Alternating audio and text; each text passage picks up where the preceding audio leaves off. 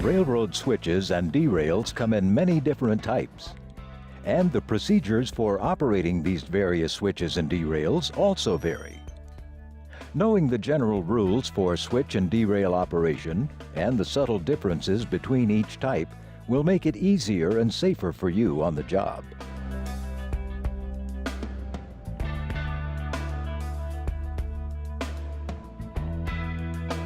Let's start our review by looking at some general practices that must be followed, no matter what type of switch or derail you're using.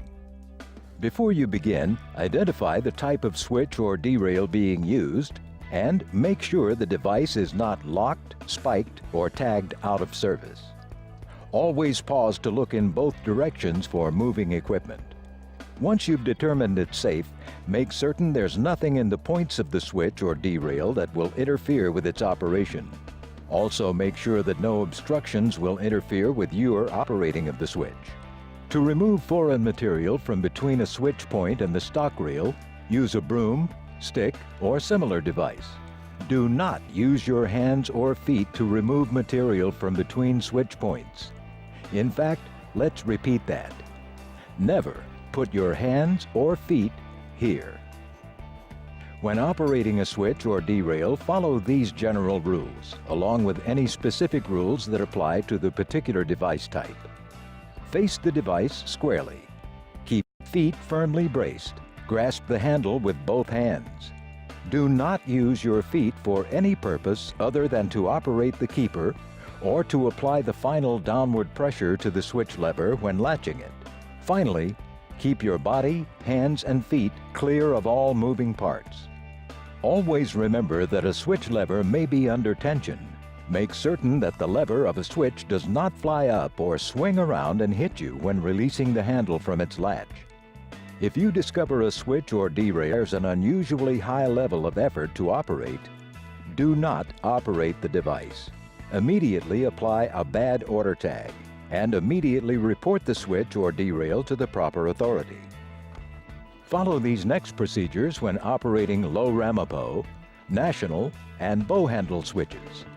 Step 1. Remove the switch lock.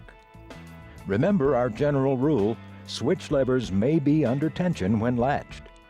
Be sure to stand clear of the handle's red zone. Expect that it could spring upward when released. Step 2. Move the latch to the release position and make certain it stays in the release position. Step 3. Firmly grasp the handle with both hands and raise the handle to a vertical position. Use a steady, even pull. Step 4. While maintaining your balance and with both hands still grasping the handle, push the handle down using steady, even pressure. Step 5. Reposition the latch. Replace and lock the switch lock. Finally, check the switch points are in the proper position.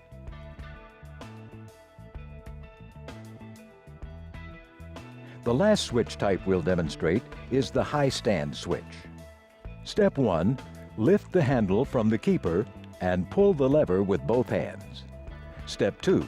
When the switch is in the desired position, place the operating lever in the keeper. Finally, Step 3. Make certain that the switch points are in the proper position. Get in the habit of inspecting every point before and after operating a switch. You'll help keep yourself safe and avoid switch-related human factor accidents.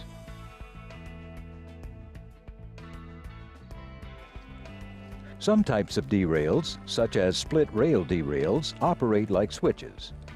To handle a split rail derail, comply with the operating procedures that apply to the same type of switch stands connected to.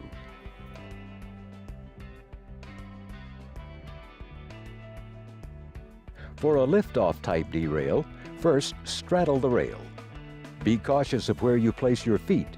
Keep your feet away from the place where the derail will rest when moved. Next, grasp the derail using handholds if equipped and lift the device. Always lift with your legs and arms, not the back. Finally, lower the derail into position, maintaining a firm grip until the derail is properly seated. Remember, if you come across a derail that's difficult to operate, do not use it. Apply a bad order tag and report it immediately. You can find general rules and procedures for operating track switches and derails in the Safeway Guide. If you ever have any question, ask a supervisor or consult the guide. Following these simple procedures will help keep you safe and healthy on the job.